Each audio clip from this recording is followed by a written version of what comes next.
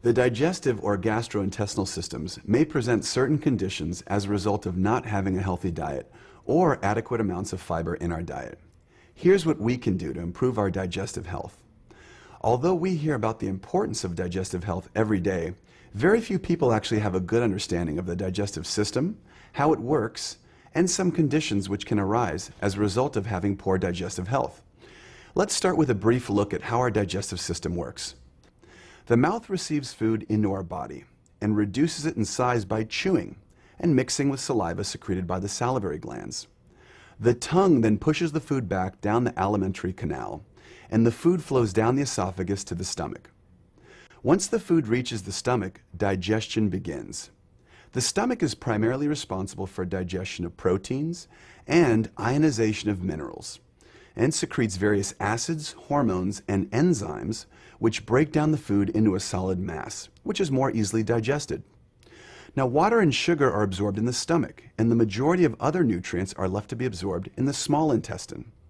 The small intestine receives the food from the stomach, as well as secretions from the pancreas, liver, and its own glands to complete the digestive process for all three basic food groups. Most of the absorption of nutrients occurs in the small intestine, which is 21 feet long and divided into three segments. The first is the duodenum, 10 to 12 inches. The duodenum primarily deals with absorption of minerals. The next is the jejunum. It's the middle portion, and it's about 8 feet long. The jejunum is responsible for absorption of water, soluble vitamins, carbohydrates, and protein. Next is the ileum, the end portion, about 12 feet long. The ileum absorbs fat-soluble vitamins, fat, cholesterol, and bile salts. Now, the villi, or the intestinal hairs in the small intestinal wall, are the primary structures through which absorption of nutrients occur. Eating toxic food or trashy food can cause a layer to accumulate over the villi, and this impedes the absorption of nutrients into the body. In addition, intestinal juice is produced by the glands of the small intestine itself, which completes the digestion of proteins and carbohydrates. After the majority of nutrients are absorbed in the small intestine, the large intestine absorbs water. It also absorbs electrolytes and some of the final products of digestion in limited amounts. It also provides temporary storage for waste products, which serve as a medium for bacteria. Now, the large intestine is about 5 feet long, and it consists of the cecum, the appendix, the colon, the rectum, and anal canal. The large intestine has no digestive function in itself. Critical to the operation of the gastrointestinal system is an adequate intake of fiber. Many major diseases of Western society relate to the lack of dietary fiber intake.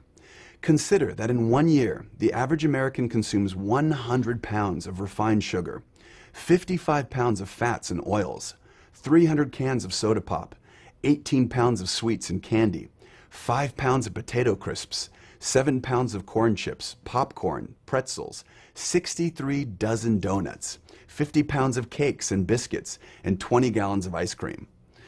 Cultures that consume high fiber diets usually have a transit time through the gastrointestinal system of around 30 hours and a fecal weight in the vicinity of 500 grams.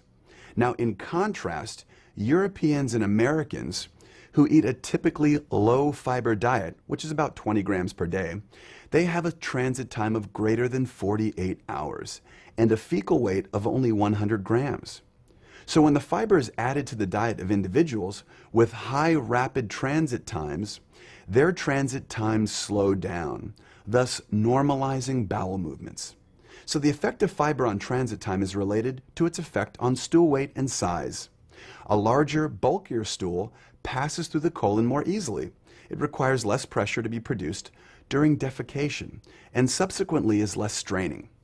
Now, this results in less stress on the colon wall and therefore avoids the ballooning effect, which results in diverticula, and it prevents the formation of hemorrhoids and varicose veins. Now, the effect of dietary fiber on digestion are also noticeable.